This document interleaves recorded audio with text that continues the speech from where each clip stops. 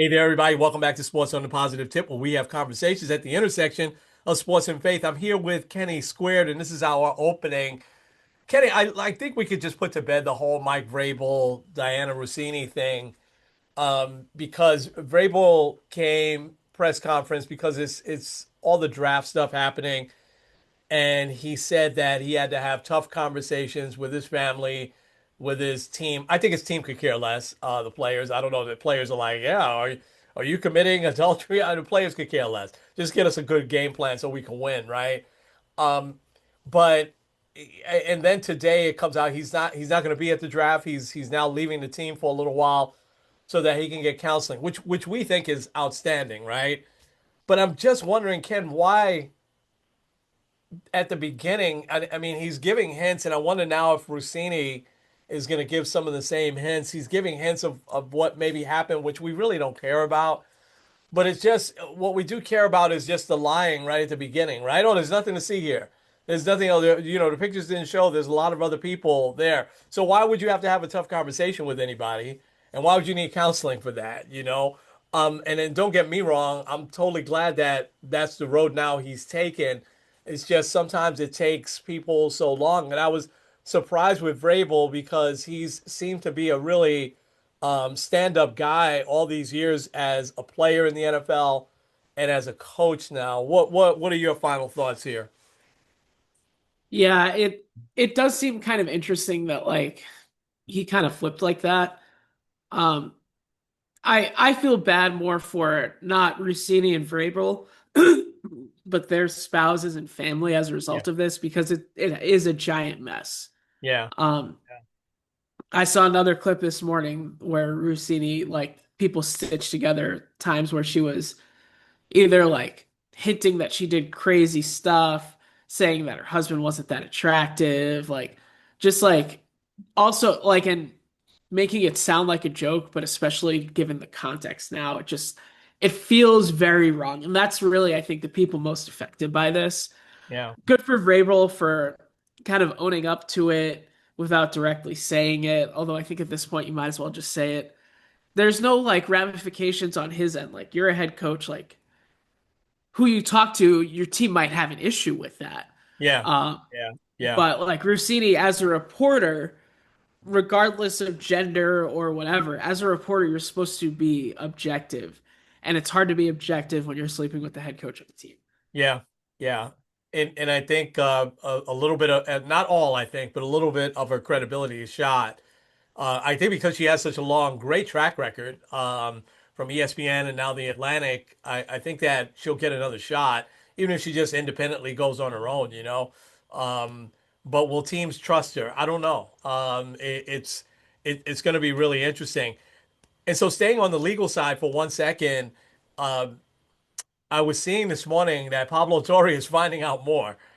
And he now has, I think it was 4 or 5 witnesses on the record working within the Clippers organization. So going back to this whole Kawhi Leonard shadow payment thing, I'm going to be fascinated to see what Adam Silver does about that because now he's got no choice. I mean, Pablo Torre has handed him this whole thing on a silver platter for him, you know.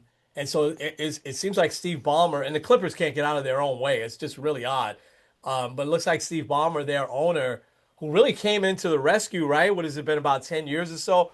Brand new, beautiful arena. But now he's facing something. I mean, I think that Silver can't let this go, right? Yeah, especially it's not just speculation, it feels like anymore. No. Yeah. There seems like there's way too much evidence to just say nothing. Yeah. And if you don't say anything, then you're gonna get a guy like Jalen Brunson doing that, or a guy uh probably not LeBron, but a Luka Doncic. Yeah. Um, you'll start to see more of these teams use this secret LLC as a way to circumnavigate the cap. Yeah. Because let's say a Giannis comes in for the Knicks, and then now I'm not trying to say Jalen Brunson's tied to anything or anything like that, but let's say Jalen Brunson still gets his pay cut, and then you come in, you trade for Giannis, and you give him the super max.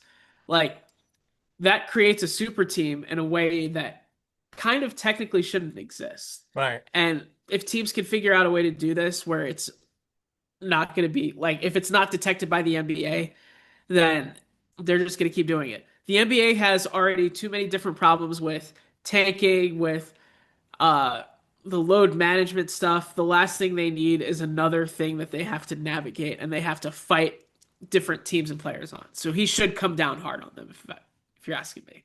Yeah, and you sparked a good thought there, because I think from Adam Silver's point of view, is this the first time this has happened? And are there other players that we're going to uncover?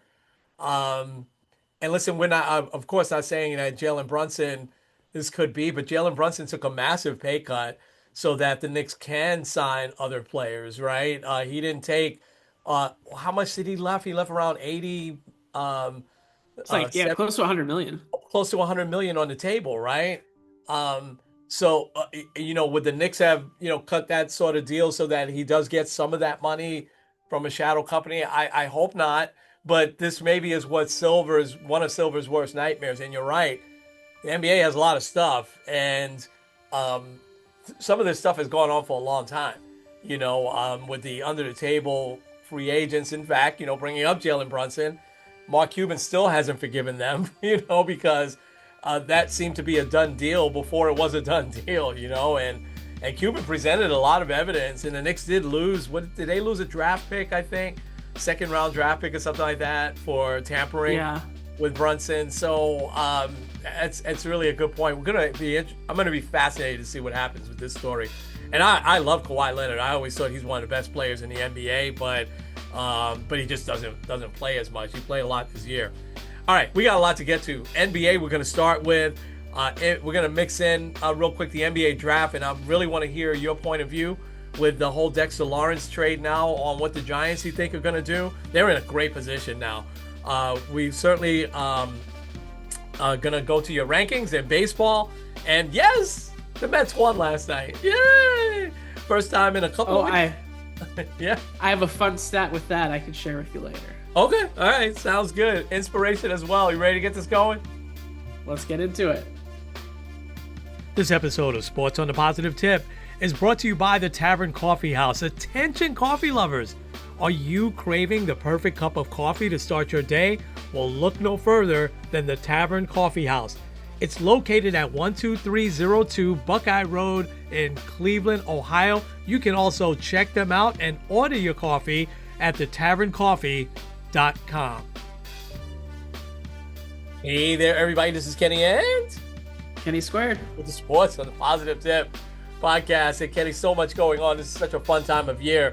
I saw this stat last night that OKC is the first team that has 2 straight years of their first playoff game winning them by 30 or more. If you remember right, when they swept Memphis last year in the first round, they won by 51 the first game. And they're up 2-0 on Phoenix right now, and they won their first game by 35 points. So OKC looks formidable right now. But I want to talk a little bit for a second before we get to the games and the Knicks, and get your take here on sort of the coaching things that are happening in the NBA. And it'll be probably after the playoffs or maybe after series are done that we'll start to get a picture of where some coaches are going. But I was surprised by Billy Donovan resigning as coach of the Bulls this past week, especially after the owner had, I mean, he was very adamant in a press conference saying, whoever, when he let go everybody else except the coach. And he said that, and the Bulls, by the way, have been a utter disaster, I think, the last couple of years. They were kind of on the fringes, and Donovan was there 6 years, made the playoffs only one time. And so, but he's a good coach, right? He's still considered an excellent coach, and he got voted into the Hall of Fame this year, Basketball Hall of Fame. So he's a Hall of Fame coach. But the owner is like, if you have no interest in Billy Donovan, keeping Billy Donovan on, I have no interest in hiring you, which sort of, limits, right? How many GMs want to go in and say, hey, I want to hire my own coach, But then we've got also Steve Kerr, who's kind of, who knows what he's going to do. It doesn't look like he'll be back with the way he kind of said goodbye to Draymond and Steph Curry at the end of that playing game when they got smoked. Um, and then you've got in Portland the owner, you would think he'd keep it on the down low until Portland, their season is done one way or another, and they're going to be giving San Antonio all they have. We'll talk about the series in a few seconds, but they're tied one game apiece now. But this guy Tiago Splitter has done an outstanding job.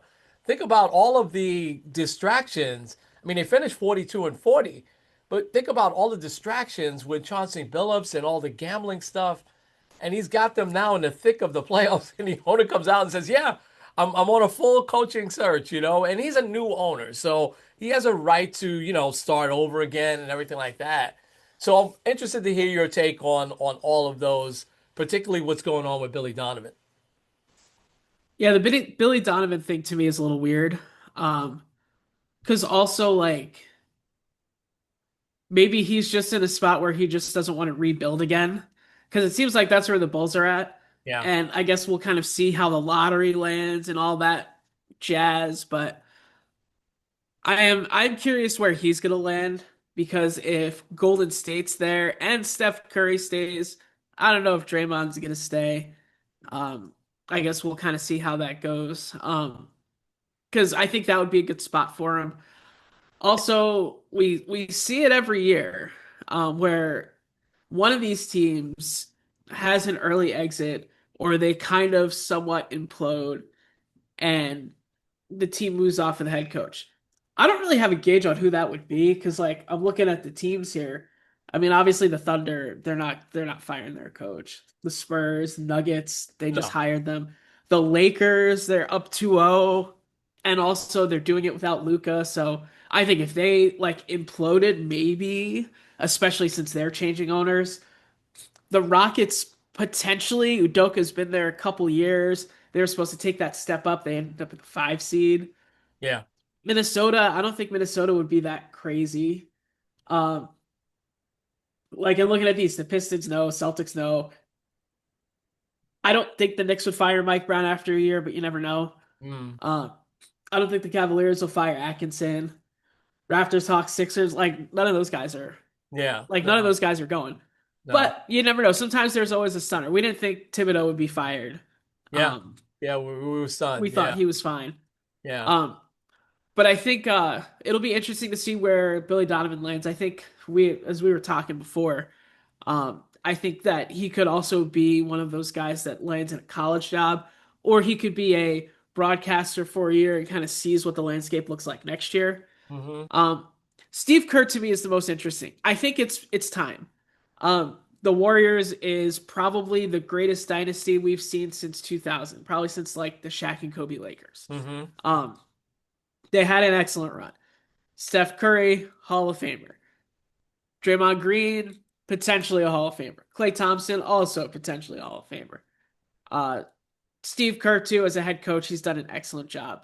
I still think back to the day where he decided between the Knicks and the Warriors, and he Oh, chose the Warriors. He chose the right way there. yeah, I think And so. then the Knicks settled for Derek Fisher, and that worked out really well. Yeah, Um, yeah, but I think that like he has kind of built that culture, but I think it's time. I think he's ready to go on to something else.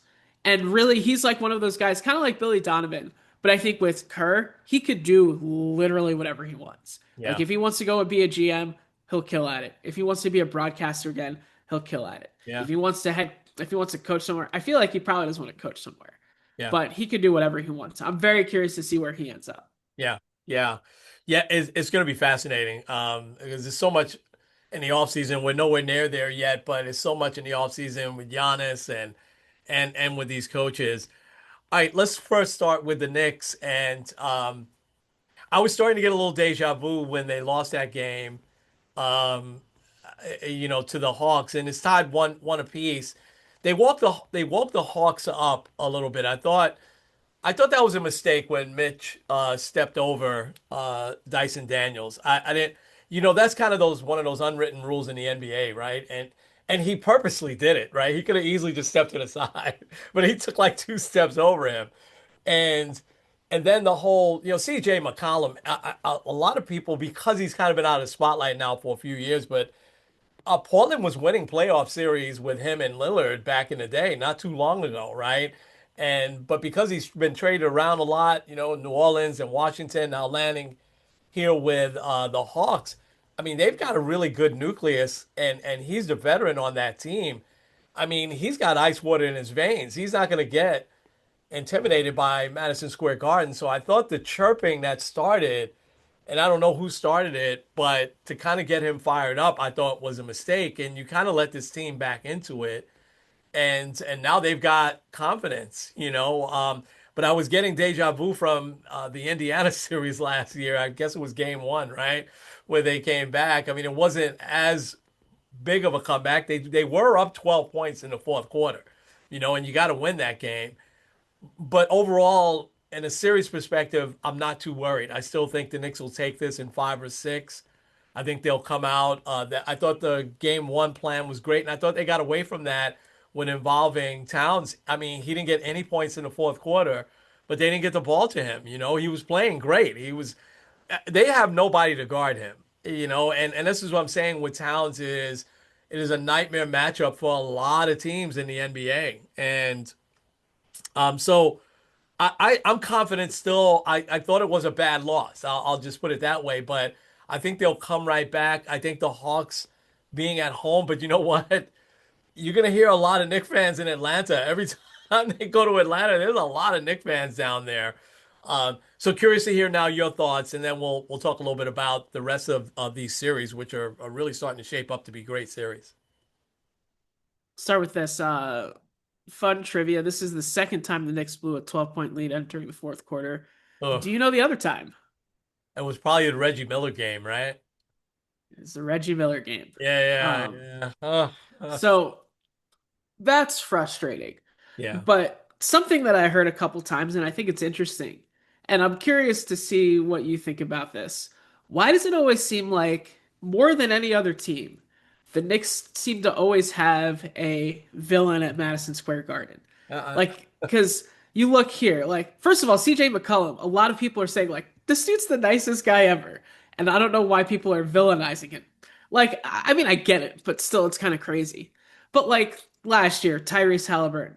Remember when Tyrese Maxey felt like he was terrorizing them in the series against Philly? Yeah. Um, Obviously, the infamous Trey Young series. Yeah. Um, Reggie Miller, like it kind of seems like they always create these like villains of guys that are good but not like it would be different if let's say we're talking like the Michael Jordans, LeBron James type of guys. But Yeah. like CJ McCollum's a great player, borderline Hall of Famer. But like he's not like a super villain. Yeah. Tyrese Halliburton was really good last year, but he's not like a superstar. So I don't know. What do you think about that? Well, listen, they want to try to make the Garden a tough place to play, right? And I did remember for a moment LeBron James was that villain. Remember when he said about Ntilikina? He said that how did the Knicks possibly draft him? And so that night when he played, he was getting booed every time, and then he gets into the altercation, and I'm forgetting the Knicks player in his Cantor comes to Neil Kinta's defense, and they're nose to nose. But I don't know. I think that the Garden there's a combination of this, right? And you know this, and I'm not separating New York from everywhere else, but because of the roots of basketball in New York, from the Rucker tournament, Dr. J, and all sorts of stuff, I think New Yorkers, and it carries over today, really know what good basketball looks like. And so I know Trey Young isn't your favorite player, but Trey Young is a very special talent.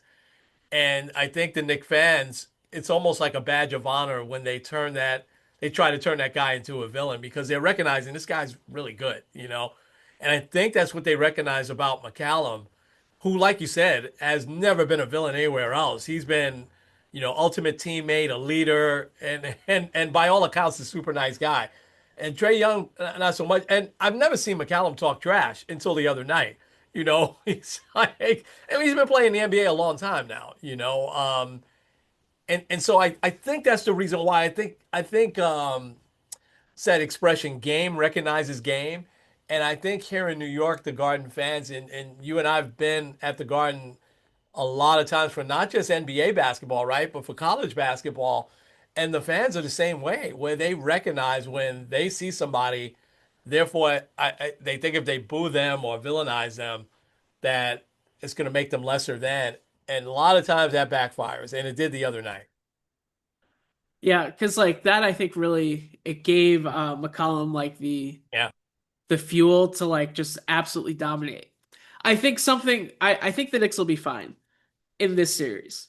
What worries me moving forward, especially looking potentially at say the Cavs, um, I think that Brunson and Cat are great players, but they are defensive liabilities. Hmm. And that's what kind of scares me a little bit because Brunson couldn't get a stop on McCollum at all. And maybe that's a coaching thing where you got to switch off of him. You got to get, whether it's Bridges, whether it's OG out there, you got to give him at least a different look. And I think Mike Brown made a couple of things that he could have done better, whether it's like calling the timeout, which Yeah. now I'm like after the fact they were saying on the broadcast that they had a timeout, but other people are saying that they didn't. I don't know. Yeah. But it kind of seemed like the play was a little bit rushed. And if the game's on the line, I don't want Mikal Bridges shooting that shot. Just saying, no shade to him, Yeah. but um, but also like the defense offense aspect. Like Towns and Brunson are great offensively, but when you have two spots like that that are very big defensive liabilities, it's scary down the stretch, especially when a team has the momentum, especially when a team is moving quickly. I think that looking at like the home stretch type of like in those type of situations, sometimes you may have to switch it up, whether that means putting Mitchell Robinson in instead of Cat. I know that's scary because of the hack of Mitch strategy. Um, Even putting in Alvarado in there for like a couple minutes just to kind of get into CJ McCollum's head a little bit. I think they just need a different look. Um, like both of us said, like you're not going to blow a 12-point lead again, hopefully. I think that they will be fine moving forward. But looking at other series like the Celtics, Yeah. you gotta lock Yeah. down defensively. Yeah. Um, Yeah. Yeah, Whoever let's. you face it in the conference finals too. Like Yeah, I agree. And I don't know. I was starting to see the same thing with you with the timeout. I don't know the actual answer on that. But the announcers said that the Knicks had one timeout. And it looked to me the way Atlanta was kind of on their heels, that they thought they had a timeout, that the Knicks were going to call timeout also. But I'm with you. I want that ball in Brunson's hands, and let's win or lose with him. You know what I mean? And again, no shade on Mikal Bridges, who had a good game, but and he got a good shot off. We'll say that too. But he just missed it. But I think with a timeout and you bring it at half court, it that at 5 seconds almost becomes an eternity as opposed to the running it up the court. You know what I mean? So I don't know. We'd have to kind of get the definitive answer on that, but I don't know. Um, my last question for you, and we'll look at the other series real quick, is must win tonight. Is it a must win tonight? uh it depends. Like if you lose in the same way that you did, then yeah, you can't lose that way again. Mhm. Um but I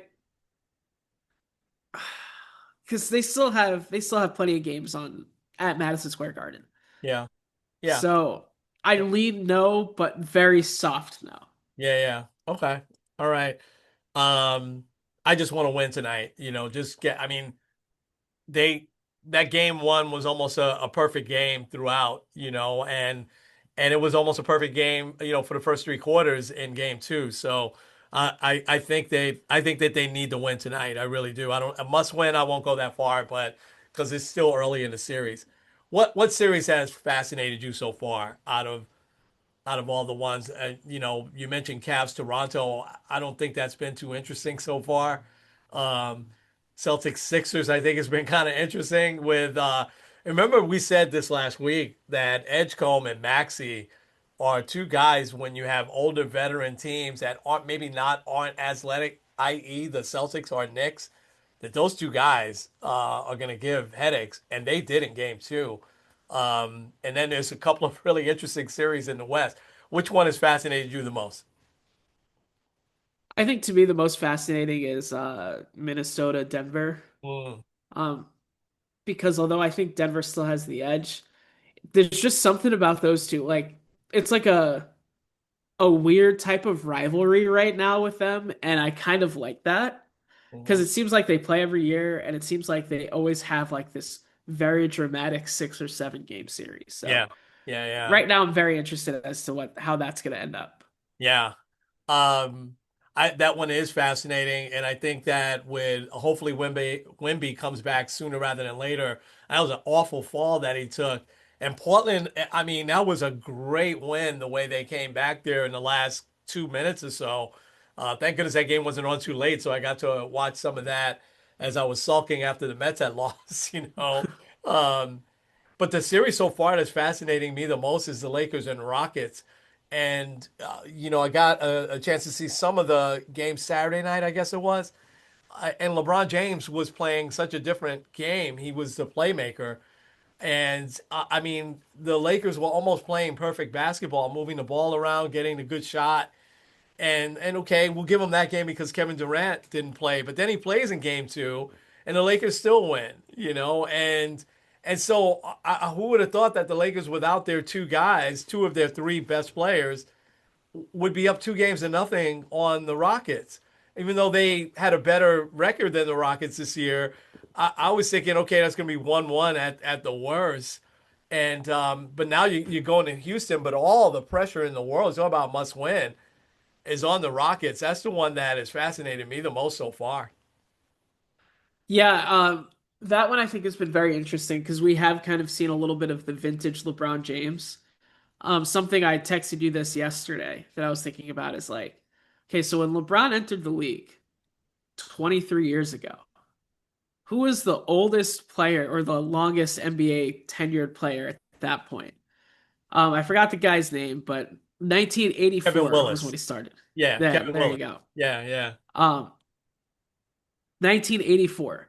And thinking about it, so let's say he retires this year. I mean, I don't know, even if he retires next year, who will be the guy that's last in the league that played with LeBron James?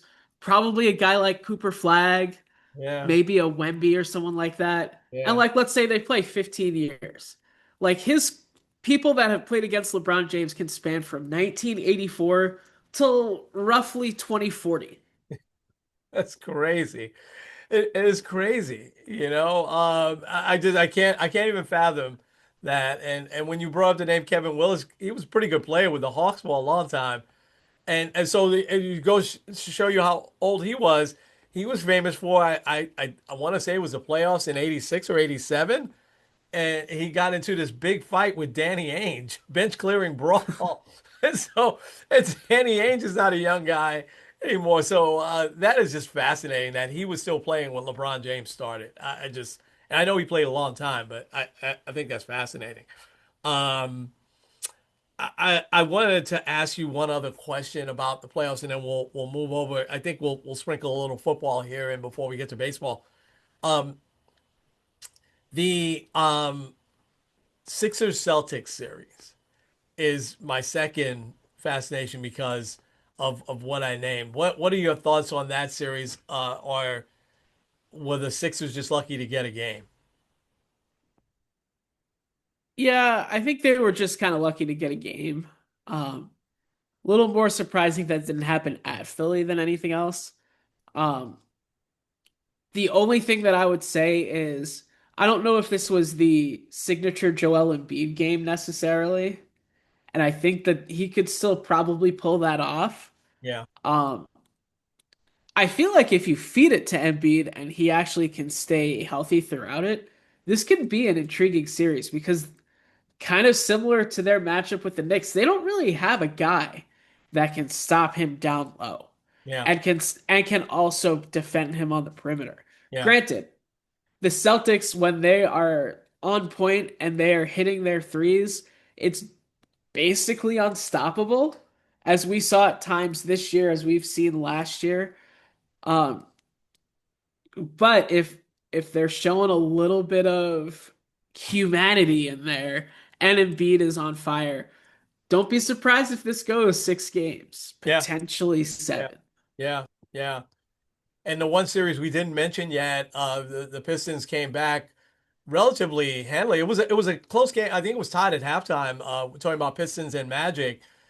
And I mean, the Magic played almost a perfect game, and I listen, I was wrong about them. I said that they looked lost, but then they they just waxed Charlotte in the play-in game, and then they come out in game one and they just handle business. Boncaro played fantastic, and they've got some good players, and a lot of people thought they would take that next step this year. But maybe this is kind of the next step for them. But I can't imagine them beating the Pistons in this series. But I hope they take them to 6 or 7 games, right? Hey, if they can wear out the Celtics and then the Knicks can hopefully it's just a blip and the Knicks finish this in five and Yeah, the Celtics it's a 7 game yeah, battle, yeah, then yeah, Jason Tatum, who's still kind of, I mean, he probably has his sea legs by now, yeah, but yeah, Jalen Brown's got to be a yeah. little banged up. The rest of those guys too. So, Yeah, yeah, yeah. So I hope the Magic take Detroit also into a long series as well, right? All right, awesome. It's been so exciting, man. It's so much on, and in between, I know you don't watch a little hockey, but I'm kind of none of the New York area teams like the Devils, Islanders, or Rangers. None of them are in the playoffs, and I've been fascinated that Florida didn't make it, but they've been fighting a lot, which bothers the heck out of me. Why are you fighting in the playoffs? But anyway, let's move over to the draft. The draft is tonight. The NFL draft is tonight, and Dexter Lawrence. The big trade happened Saturday, Sunday, and he goes to the Bengals, and all of a sudden, your Giants. Because I got to tell you, man, we could spend the next couple hours talking about the NFL draft, and I have absolutely no idea where. I'm familiar with probably the top maybe 5, 10 players, but I have no idea where all of them going, except the first, the number one pick with the Raiders. Um, but the Giants have the number 5 pick and the number 10 pick.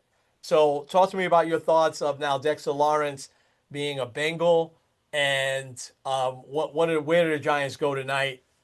Is it offense and defense, or are they gonna totally focus on defense? What are you thinking? well, I'll start out with the trade. I was not on board for trading him, although it seems like it was more inevitable than anything else. Yeah. So we see it in the NFL. If a guy's like, I want to get traded, and then he just doesn't show up to training camp, it's like you kind of are forced to do it.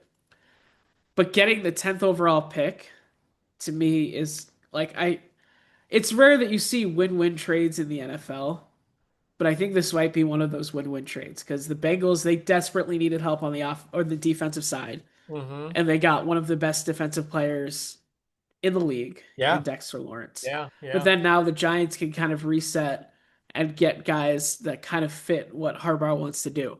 I think from what I've been reading a lot of the mock drafts, it kind of seems like I think they really need another wide receiver. Malik Neighbors will be there. They also have Isaiah Likely.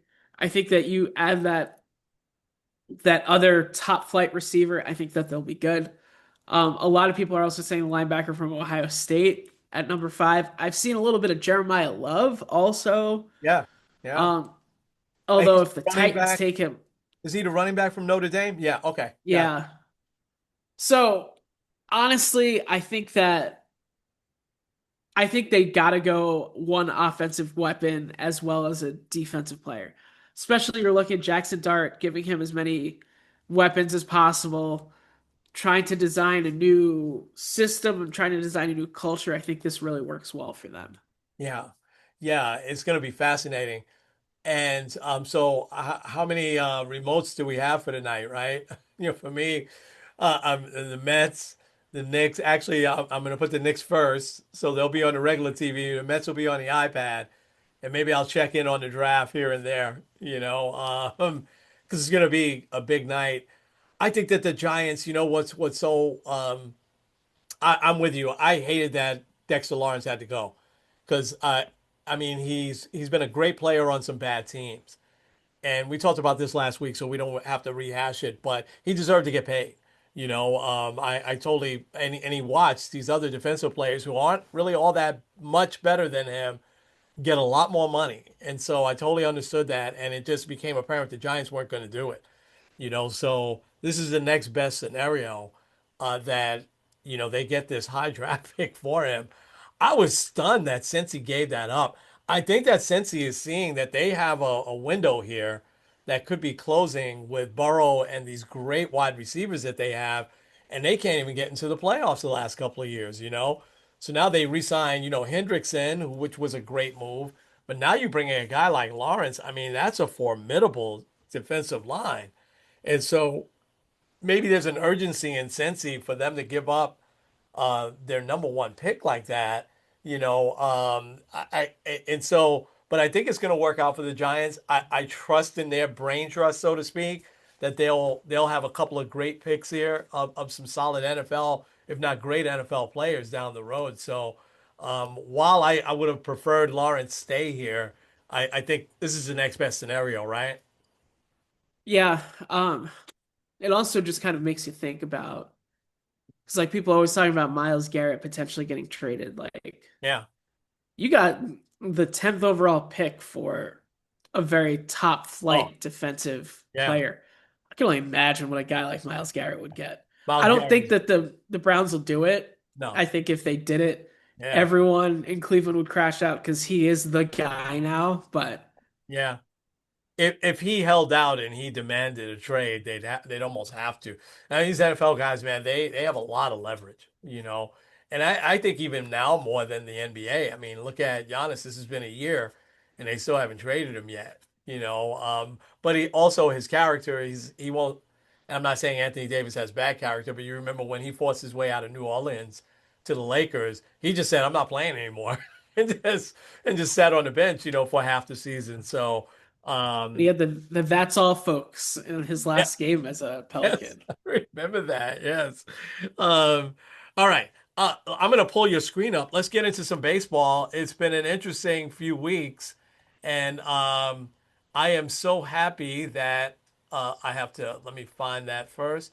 I'm so happy that the Mets won, Kenny, um, because it gets a little bit of was it Anthony Young, the late Anthony Young, for the Mets after he had what a 26 game losing streak as a pitcher that said, they asked him, are you glad now the monkey is off your back? And he said, it was a whole zoo, on my back.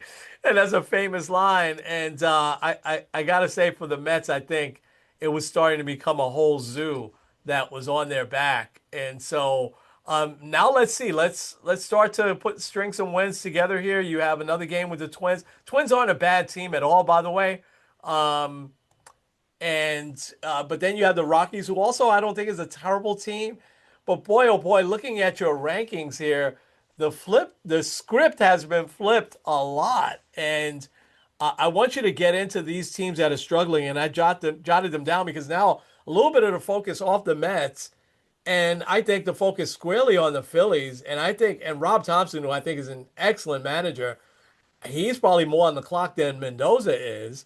Um, and the Red Sox, I can't imagine Alex Cora being on the clock, but the Red Sox aren't playing good baseball. The Royals, the Astros, and oh, by the way, I think they're kind of coming out of it, but the Mariners also aren't playing well, and the Blue Jays aren't playing that well. So as you go through, talk a little bit about these teams with high expectations, like the Mets, that are also struggling. So go ahead. I'll turn it over to you. Well, I'll start with the Mets. I told you I had a fun fact. I have the lineup the last time they had a 12 game losing streak and it was snapped. Yeah, yeah. So you, Okay. do you Yes. remember the year? 2004, right? Was it 2004? 2002. Oh, 2002. Okay. No, go ahead. Shoot. This is fun. Here's the lineup. This is a fun lineup. It'll definitely hit like a few of those. Wow, those are good names. Roberto Alomar was second baseman. Ugh. Timo Perez, center field. Mike Piazza catching. Mo Vaughn, first base. Hmm. Jeremy Burnett in right field. Ty Wigginton at third base. Roger Cedeno in left. Ray Ordonez at short. And Pedro Estacio was the pitcher. How did Uh, the team lose 12 games in a row? Those are good players. Although Mo Vaughn and Roberto Alomar were past their prime, but those were good players. Pair of Hall of Famers there, right? Well, yes, yes, yes, absolutely. Not Mo Vaughn, Um, but not Mo Vaughn. Olimar's a Hall of Famer, right? Alomar and Piazza. Yeah, absolutely. Wow, Yeah. wow. Um, Art Howe was the manager, right? I think so. Yeah. Yeah. Okay. All right. Um, which that probably explains it more. Yeah. Um, but it's getting late early. I know the Mets won, and it's good that they won. But right now, and it's early to be talking division stuff. But we saw this with the Braves last year. The Mets are 8.5 games out of the division. And it is only April, and we could be looking at this next week, and it's 3.5. Yeah. We've seen that plenty of times, and that's the way baseball works. But you really do want to start to string a couple wins together. I think getting one in the win column is good. I think what happened though with the Mets is something that we see in a lot of these longer losing streaks, where it seems like once a minor thing goes wrong, everything unravels. Like I watched a little bit of Devin Williams a couple nights ago Uh, where he gave up a walk and then a ball didn't bounce the right way. And like, I'm sorry, Devin Williams is just not a New York guy. Um, he just fully melted down, and you could just tell and you could tell in his demeanor too yeah. that he just doesn't have it. But Yeah. like that would happen a lot in this losing streak where either you're not getting the hits or the pitcher just has an awful game or everything seems to be lining up Every. and then a blown save in the seventh, eighth, or ninth. And that just kind of happens. I think having Juan Soto back in the lineup is good. Hopefully Lindor's injury isn't that bad and you just kind of keep this going. Yeah. Um, Let me highlight both the Red Sox and the Royals because the Yankees have played them most recently. Yeah. The Royals, man, I don't. What's wrong with them? Their hitting is awful. Huh. Um, I saw this stat. Bobby Witt has reached base 39 times this year, Wow. whether walk or a hit. He has scored 4 runs. Oof. 4. Wow. Um, and like you can kind of see, like their offense was just absolutely anemic the entire weekend. Um, the Red Sox too. The Red Sox can't hit left-handed pitching. Hmm. Um, it seems like they can't hit pitching, period. But especially yesterday with Max Fried, He was great. 4-1. They've scored 1 run in this series against the Yankees so far. Yeah. And they have Cam Schlittler tonight, who they've ticked off, giving him death threats and his family death threats. So, Oh, really? I didn't um, know about that. Okay. yeah, we'll see what happens there. The Phillies to me are kind of the team that have been the worst team that no one's talking about because everyone's talking about the Mets because of their payroll. Phillies also have a pretty big payroll. They Yeah. have a few superstars, whether you're talking Bryce Harper, whether you're talking Trey Turner, and they're right now also 8-16, 8.5 games out, 8 game losing streak currently. All of those things should be very alarming. Yeah. Um, Now, once again, can they turn it around? Absolutely. Mm-hmm. Um, but they shouldn't be where they are. And it's gonna start getting late early for some of these teams. The White Sox, I mean, they there wasn't a lot of expectations. Murakami's hit home runs in 5 straight games. He has been a fun guy to watch, He's good. Yeah. and right now might be a very early favorite for Rookie of the Year. Yeah. The Astros too. I can't really put my finger on what's going on wrong with them, but Yeah. also I don't want to figure it out so that they don't figure it out. Um, the Rockies, I mean, they'll be better than they were last year. I forgot what it was that they when they won their sixth game, they hadn't won their sixth game last year until like mid-May or That was close crazy. to June. Yeah. So like Yeah. they'll be better, but they're still not great.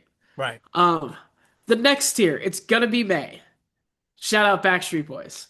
But like these teams, they're looking forward to a new month.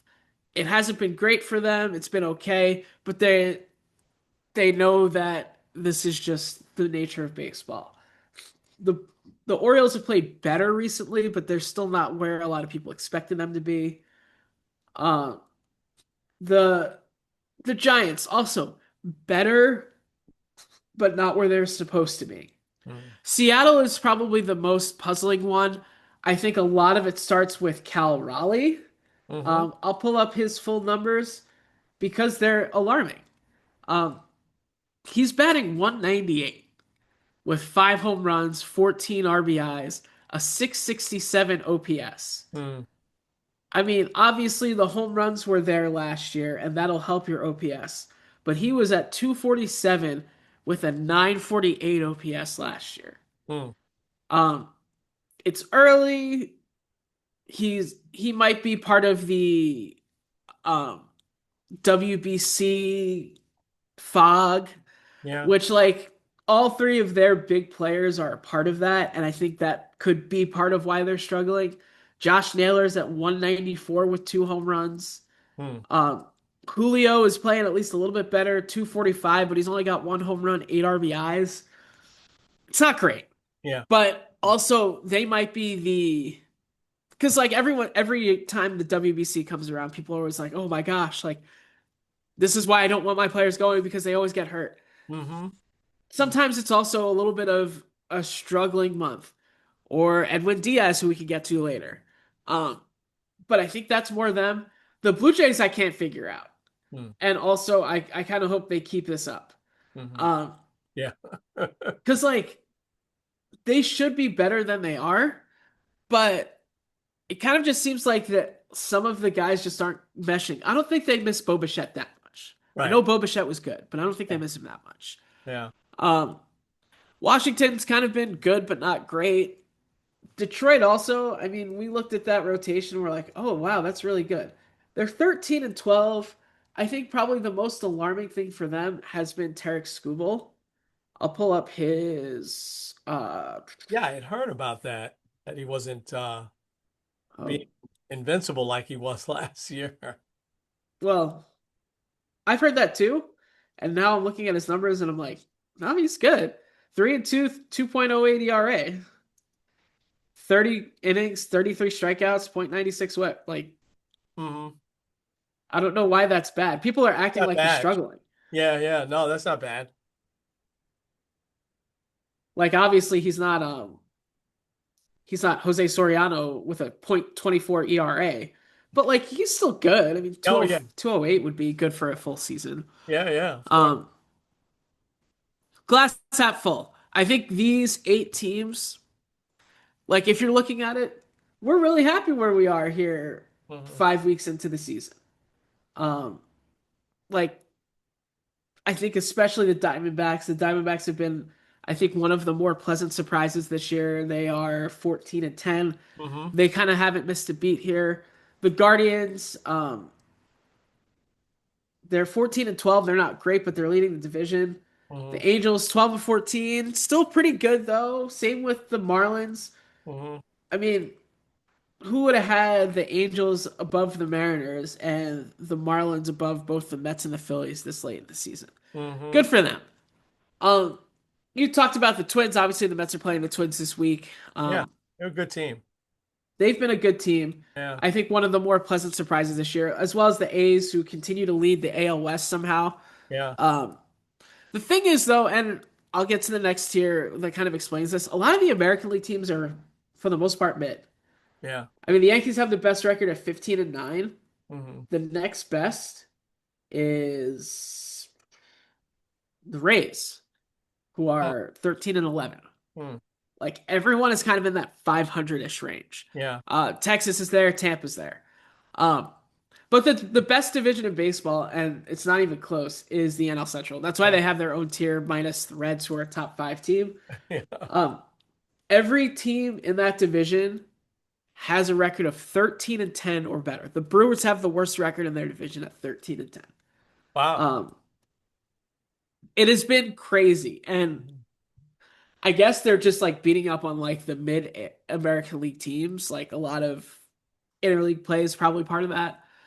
But I don't really have much to say about these teams individually, except they've all played really well. The Cubs are on an 8 game winning streak right now. Yeah. Um, the Reds, even though like they lost their ace and Hunter Green for half the season, they're still 16 and 9, right up there with the best teams in baseball. So Hmm.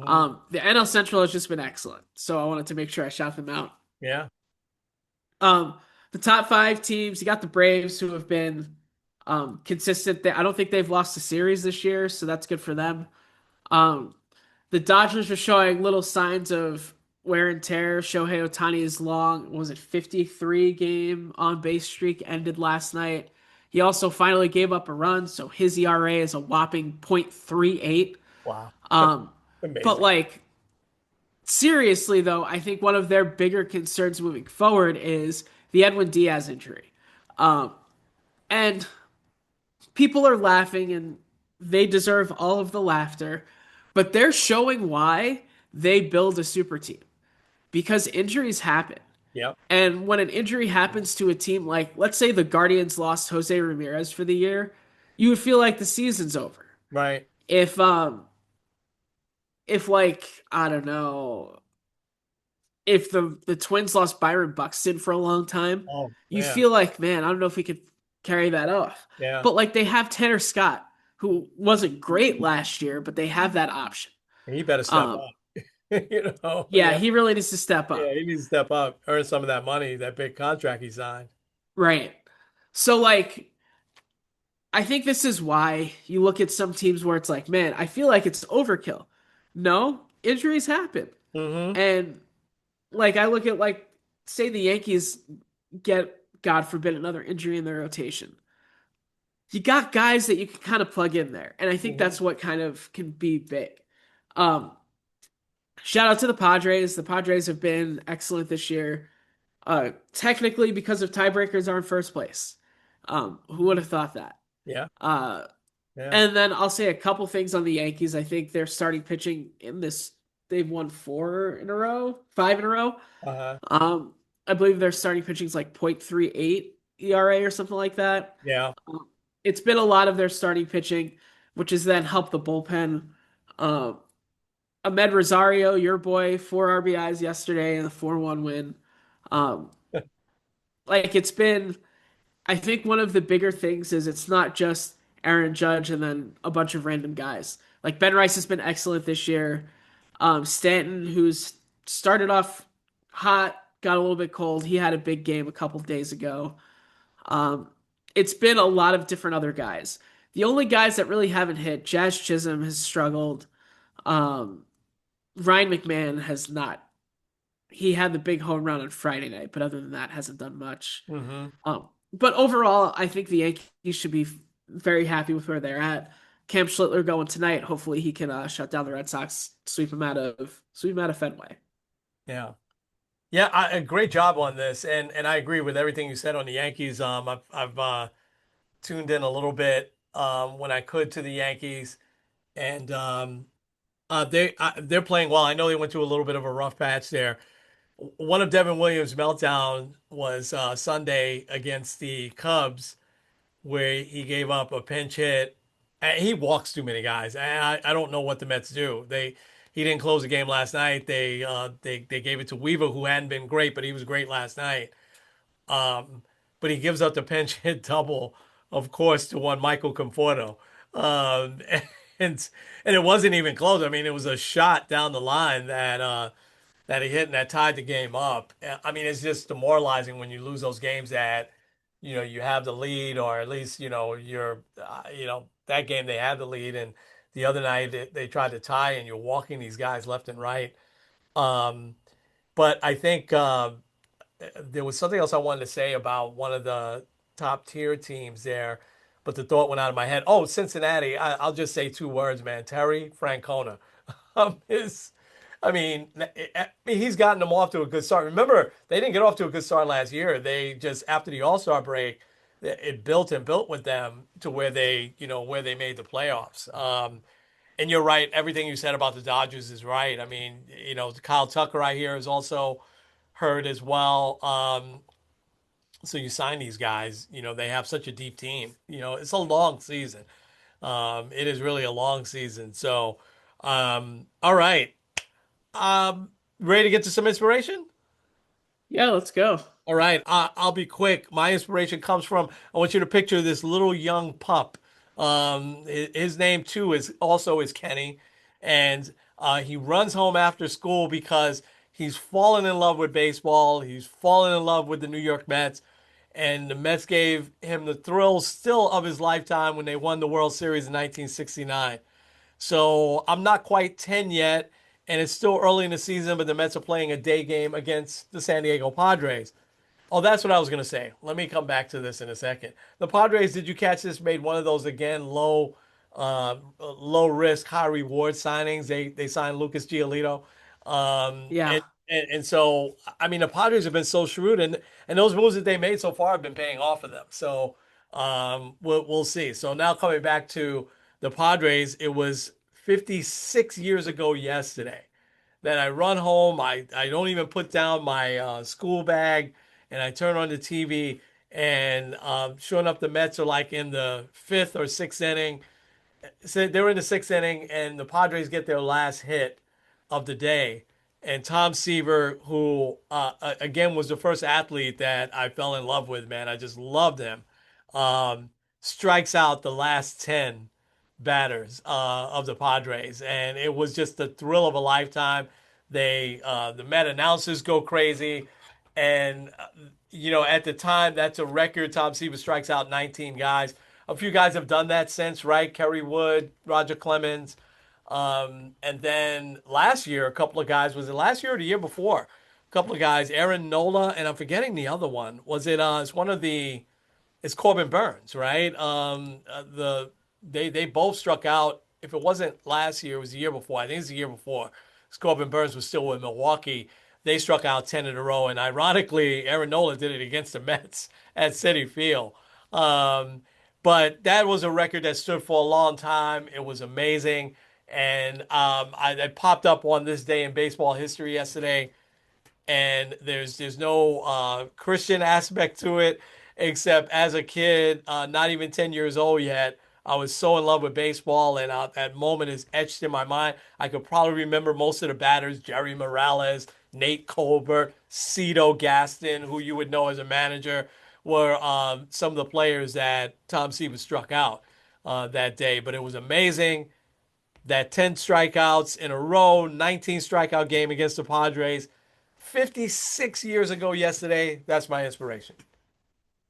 Wow. That's a fun one. I like that. Um, Mine is a very simple Instagram post from one Ryan Weathers, who Yeah. he had quite the game, probably his best game as a Yankee on actually his first win as a Yankee. Look at that. Hmm. 7 and a third innings on Sunday, 0 runs, 5 hits, 1 walk, 8 strikeouts. It's absolutely dominant. Yeah. Fighting the weather too, because they didn't start the game till like close to 4:30. Yeah. Um, but then he posted this. When does it doesn't have a time? Oh wait, I posted this yesterday, which is kind of crazy to think about this. And I'll just read it here. Just in absolute awe of the Lord and how he provides. And he tags his wife. You are an absolute rock star. We love our little man, Paul David Weathers.